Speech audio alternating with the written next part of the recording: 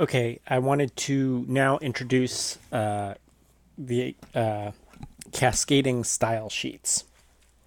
Cascading style sheets are usually just referred to by the abbreviation CSS, or sometimes people will refer to them as styles. So cascading style sheets are a way to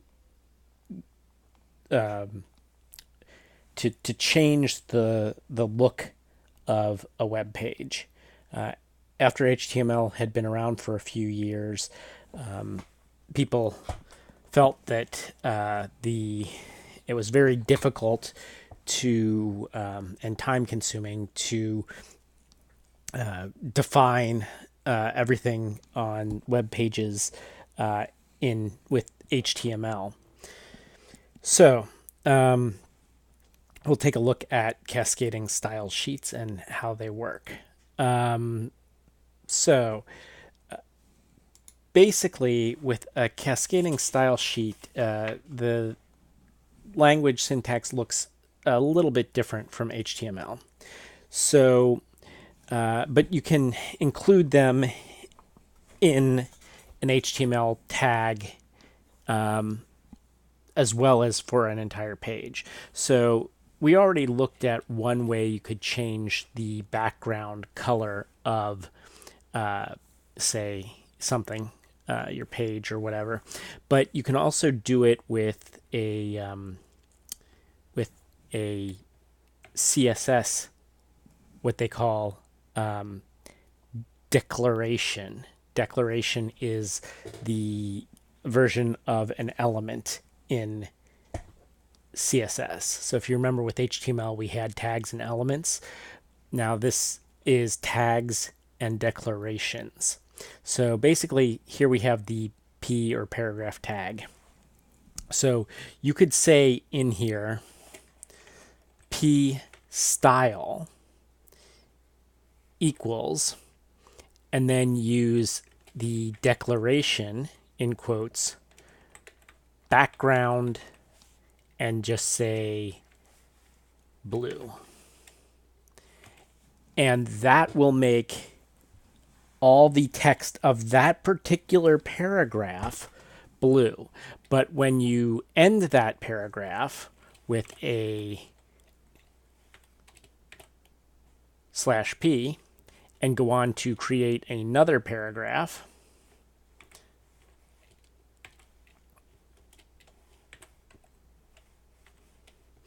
let's say, let's just write second here, and in the first one we'll write first.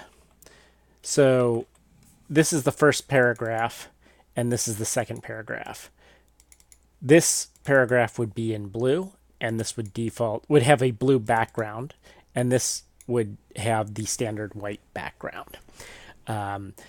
So there you can see how that's useful, but it's not too different from HTML right now, what we've learned so far. That's just substituting a CSS declaration for an HTML element where we might include the BG color tag.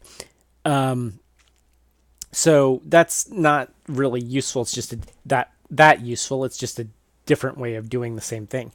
But what makes cascading style sheets so useful is that they can be applied to an entire page. So sheets is just a word for pages, another word for pages, so web pages. Style is obviously the look of something. And cascading style sheets are cascading. Cascading as in meaning they drop down. So you can define a style at the top and it'll drop down and apply to everything on the entire page. So, for example, say instead of using it locally like that, at the top you could say H1, which is, as we remember, that's a header tag, in HTML. But without the angle brackets at the top, we can do H1, and then in these type of brackets, we can put in font size and colon 12. I should put a space, sorry. 12 point for 12-point font. This is the HTML tag that we are defining. This is the, it's also called the selector. Okay, so this is the selector tag. And this is the declaration. We can add multiple declarations to a CSS here. Say color colon red and close it. Now what this will do, so we take our selector and our definitions, two different definitions here separated by a semicolon. What this will do is this will make every instance of an H1 tag on your page, say further down, you had H1 my page and close that. It will know to make that H1, it will make my page in 12-point red font. If you have it later on, you can have it'll look exactly the same. It saves you time because you don't have to type it into each single tag on the page, and it'll work on every page. Second of all, if you want to make a change to your entire page, you only have to make a change here, and now all of them on your page or pages will be 14-point font. On top of that, it's very useful because if you have a whole bunch of tags, or if you have a page full of whatever this is, H1s, if you forget, it's easy to, like, when you have hundreds of lines of code, it's easy to forget to put the color on one of them. And then suddenly, once you view it, oh, wait, there's one that was the wrong color. I got to go in and fix that. But you don't have to worry about that when you define it in using CSS at the top here. So that's yet another reason. And then also, cascading style sheets allow all sorts of style options that basic HTML doesn't support. So it gives you more control and more possibilities as a web designer to do different things with the look of your page.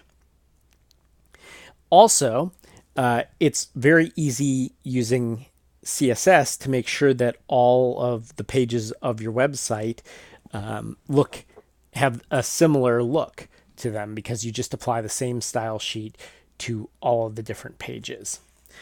All right, so that's basically the introduction to how you do CSS both locally inside a tag by defining a style, and then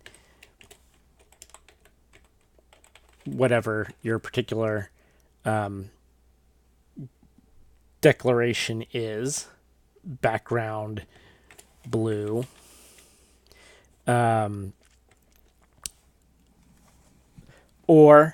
this would be an example of using CSS locally within a tag, or